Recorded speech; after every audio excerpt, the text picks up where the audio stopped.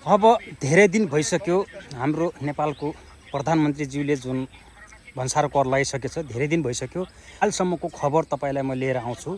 किनभनेपछि नेपालको कञ्चनपुर जिल्लाको गड्डाचौकी भन्सार बनबसा नाकामा चाहिँ आवत धेरै मान्छेहरू जाने गर्छन्। त्यो नाकामा चाहिँ त्यति असर खासै परेको देखिँदैन।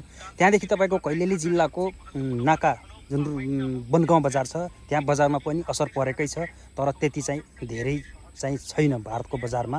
त्यहाँपछि तपाईको सबैभन्दा बढी भारतबाट सामानहरू आयात हुने सबैभन्दा ठुलो नाका भनेको हाम्रो नेपालगञ्जको रुपेडिया नाका। रुपेडिया नाकाका भारतीय व्यापारीहरूको अहिलेको अवस्थाको हाल कस्तो छ त्यो जानकारी तपाईलाई म देखाउने छु। अनि त्यहाँपछिको सबैभन्दा ठुलो भन्सार नाका हाम्रो भनेको सुनौली बोर्डर हो, जहाँबाट भारतबाट विभिन्न सामानहरू आयात गरिन्छ। अनि तपाईको उता काकरभिट्टाको यी भनेका ठुला नाका हुन्। यी ठुला नाकाहरूमध्ये सबैभन्दा बढी असर कुन नाकामा परेछ आजसम्मको म 1 महिना करिब हुन पुगी आइसक्यो। आजसम्मको म ताजा खबर लिएर आउँदैछु।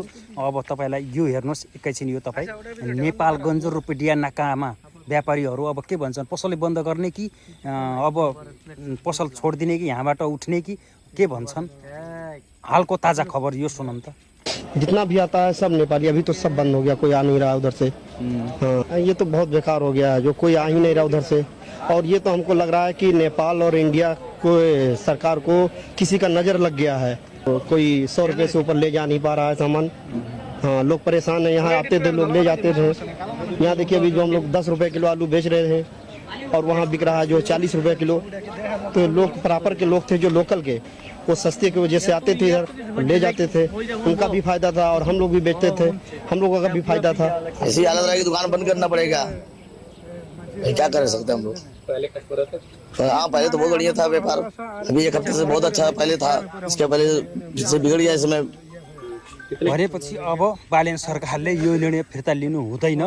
एकदमै असर परेको छ र हाम्रो नेपाली बजारमा चाहिँ धेरै लाभ भएको छ, फाइदा भएको छ। यो निर्णय चाहिँ 100% एकदम राम्रो गरेको। यो निर्णय फिर्ता चाहिँ बालेन सरकारले लिनु हुँदैन, त्यही भएर ठप्प भएको छ। हालको ताजा खबर यही हो, तपाईलाई अपडेट ल्याएको। कस्तो लाग्छ लाइक कमेन्ट शेयर छोड्नु होला। तपाईलाई कस्तो लाग्छ प्रतिक्रिया कमेन्टमा गरिदिनु होला र मन परे शेयर गरिदिनु होला। फेरि म अर्को भिडियो ल्याउने छु। धन्यवाद।